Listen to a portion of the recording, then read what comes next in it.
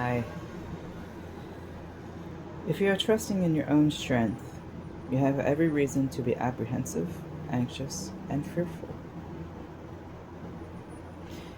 And so I'm sorry, workbook. I don't know how to read this kind in here, but you'll be able to find it in the app. All it says is W-PL.47.11, like 1.1. So I don't know. So that's that. But I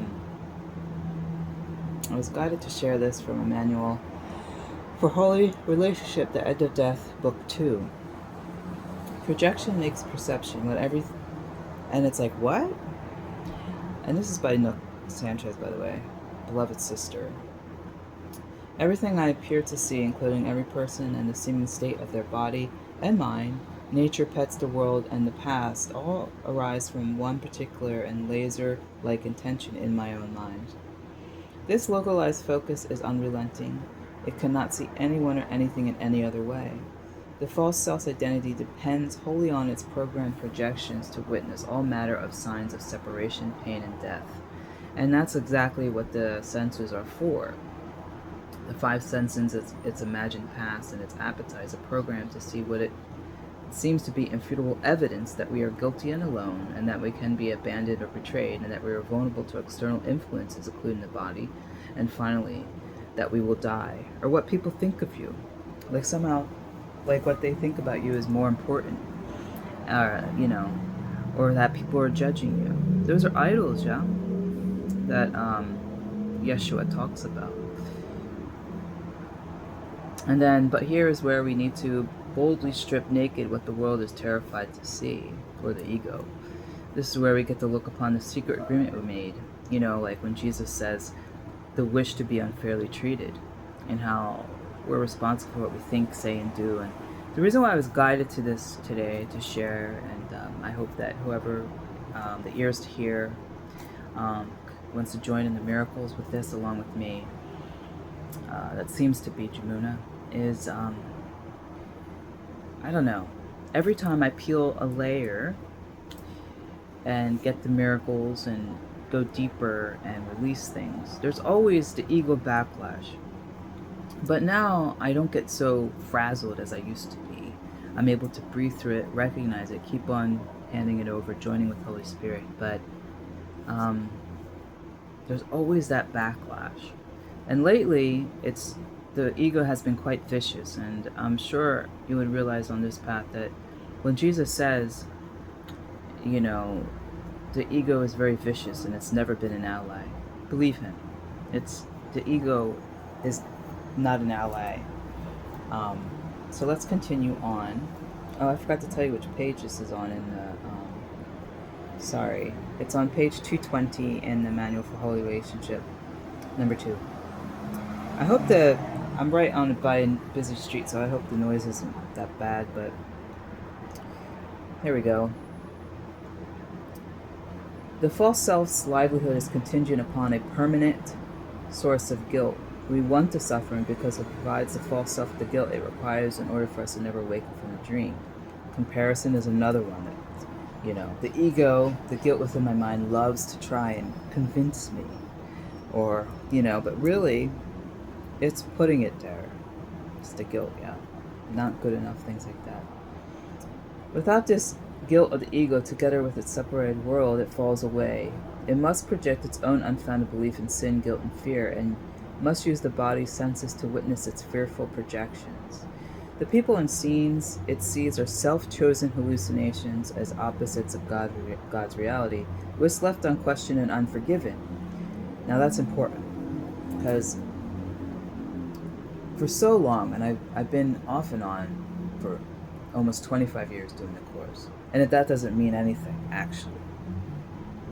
Sorry to bust some egos, but it's actually doesn't really matter.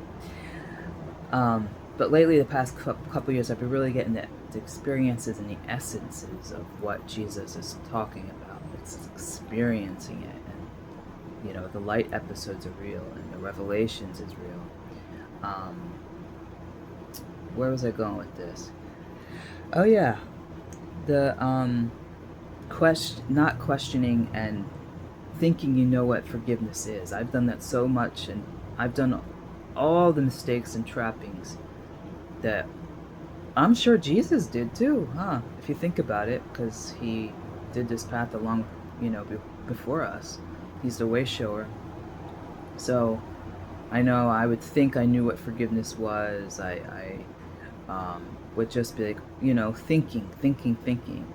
But when I slowly started letting that go and have that deep willingness, that left a space of allowance of really experiencing it. And that's when it becomes part of your being. When you experience it, you'll never go back. And it's like, yeah, sure, the mind comes in and the ego tries to come in, but it's not the same. It's like, you know you can think about Hawaii, but until you come here, then you have the experience of Hawaii, hopefully a good one. And I'm here to say, even though you live in paradise for 20 years, life is life no matter where you are. So don't think that we have it all together here in Hawaii and we're so blissful and happy all the time. I am very grateful to be around so much beauty, but it's very expensive here in the dream. But really, the truth of the matter is what it's about joy and about bringing that and extending that and getting back to what I was saying is, yeah, that willingness.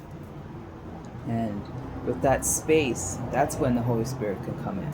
Because when you have a think I know, it can't, or she can't. So here we go.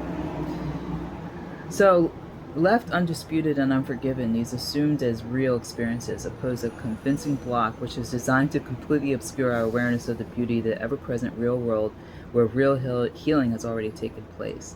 This is why one of the most fundamental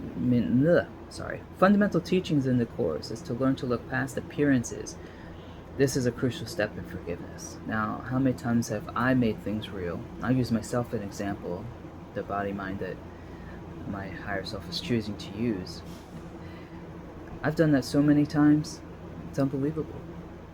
Moving forward, appearances of adversity can only be desired and consequently witnessed through the ego's fear filter. To believe in something either painful or pleasurable, we must first desire it.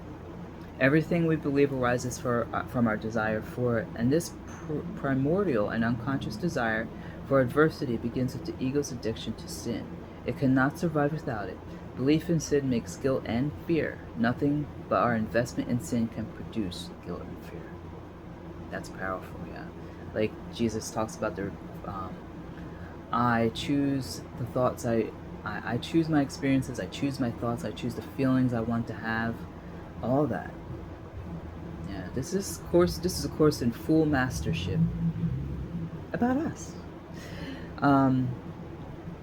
We first unconsciously desire guilt, then we believe in and thus see its effects, all the fearful appearances in the body, others in the world. And once we're lost in fear, then it will be fear itself that attempts to remedy the disease or problem. Yeah, that's another one. Yeah, on the path. That's another thing that I really past a couple years of really coming deep into the Course is that you're never alone, and that you don't do that. You don't do it because you don't really know, yeah? But you allow it. You ask. Anyway. The one that desires, believes in and listens, sees and reacts to pain, and the one trying to fix it are the same, yeah? Only this self can believe in pain. By belief in it and defense against it, it values and attracts it.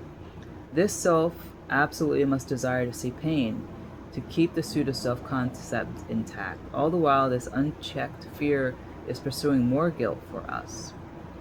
It thrives on witnessing evidence of its guilt in sickness, conflict, pain, lack, and death, all to ensure its reality and authority over God's. This is from the Course. This is in accord with perception's fundamental law. You see what you believe is there, and you believe it there because you want it there. Perception has no other law than this, and that's text 25, 3, 1, paragraph 1, 3, sentence 3 to 4. And I highlighted this next part. Our holy self does not waste even an instant in looking at the illusion of devastation. Being acutely present as love in the holy instant, it knows God's answer of healing is here now, and because it has conviction in only this, its certainty replaces the ego's destructive hallucination. It never looks upon adversity as real, and then attempts to heal it. It knows there is no threat in God's love. It therefore looks clear past the problem from the onset. And that's when Jesus talks about what you think your brother has done has not occurred, because there is no sin and there's no separation. And this is something from the Course.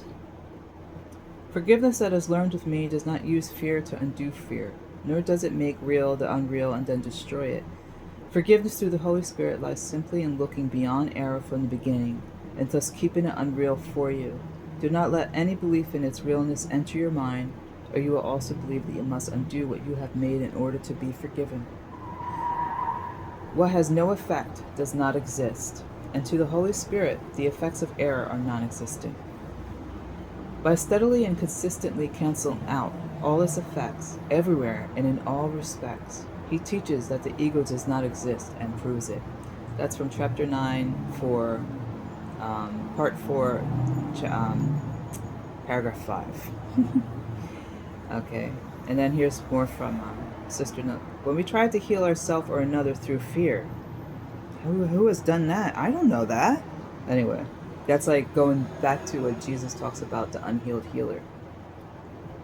We use fear to undo fear, which is impossible. In this, we do make the problem or illness real first, and once it's made real, we then attempt to destroy or heal it. Do not trust the body's senses, as they are programmed by fear to look upon what fear made. And that's important too when Jesus talks about the unhealed healer.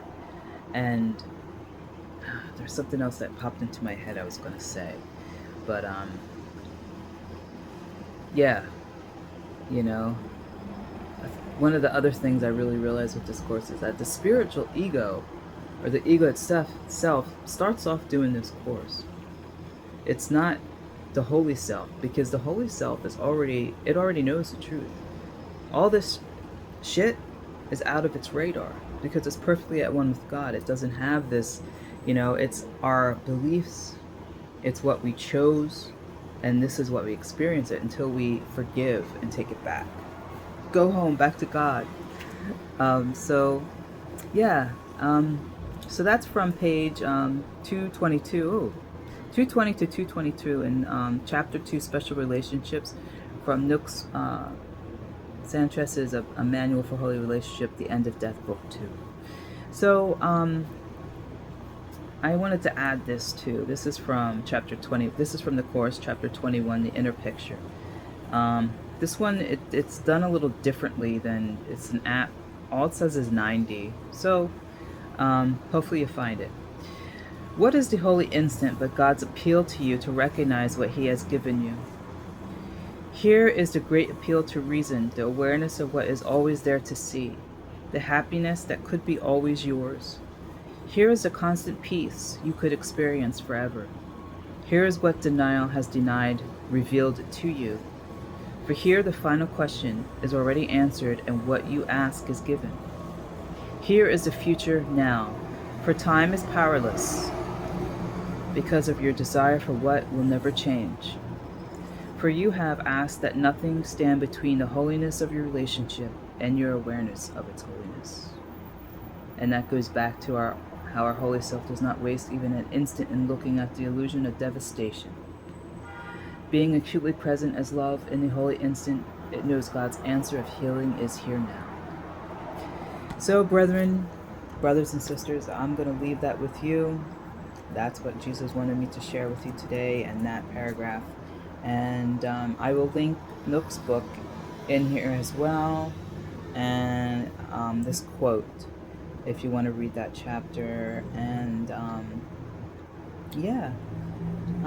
hope you have a beautiful holy instant, and I'm joined with you in that peace and in that truth. For that's all there is. All right. Aloha. Ahuiho.